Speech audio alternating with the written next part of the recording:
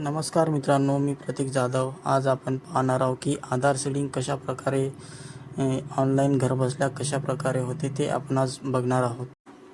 सर्वप्रथम आपल्याला गुगलवर यायचं आहे आणि गुगलमध्ये सर्च करायचं आहे NPCI. सर्च करून जी पहिली साईट येईल त्या पहिल्या साईटवर आपल्याला क्लिक करायचं आहे.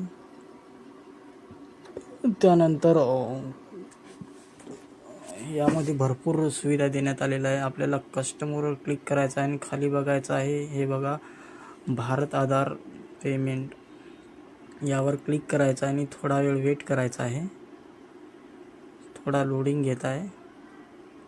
हे बघा आलं आहे. आता आपल्याला लेफ्ट साईडला होम, आधार सीडिंग, डिसिंग हे दिसत असेल, त्यावर क्लिक करायचं आहे. त्यानंतर त्या कस्टमरचा आधार सीडिंग करायचं, त्याचा आधार नंबर टाकून घ्यायचा आहे. मी आधार नंबर टाकून घेतोय.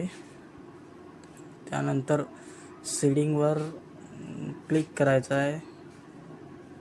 सीडिंगवर क्लिक केल्यानंतर आपल्याला यामध्ये भरपूर साऱ्या बँक दिसतील. आपल्याला ज्या बँकेत सीडिंग करायची आहे ती बँक आपल्याला निवडायची आहे. तर मला सेंट्रल बँक ऑफ इंडिया या बँकेची सीडिंग करायची आहे. तर मी बँक शोधून घेतो.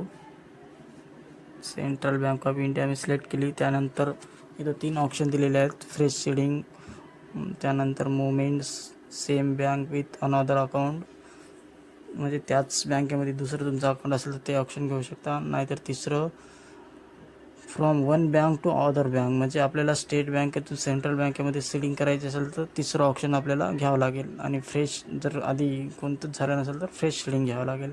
त्यानंतर आपला अकाउंट नंबर आपल्याला टाकून घ्यायचा आहे. मी बँकेचा अकाउंट नंबर टाकून घेतो. कन्फर्म अकाउंट नंबर, परत अकाउंट नंबर टाकायचा आपल्याला. परत अकाउंट नंबर मी टाकून घेतो आहे. त्यानंतर खाली जो आपल्याला एक चेकमार्क दिलेला आहे त्याच्यावर क्लिक करून आपल्याला कॅप्चर कोड टाकून घ्यायचा जशाला तसा आणि सबमिटवर क्लिक करायचं आहे. त्यानंतर टर्म अँड कंडिशनवर ॲग्री अँड कंटिन्यूवर क्लिक करायचं आहे. त्यानंतर आपल्याला एक आधार OTP येईल.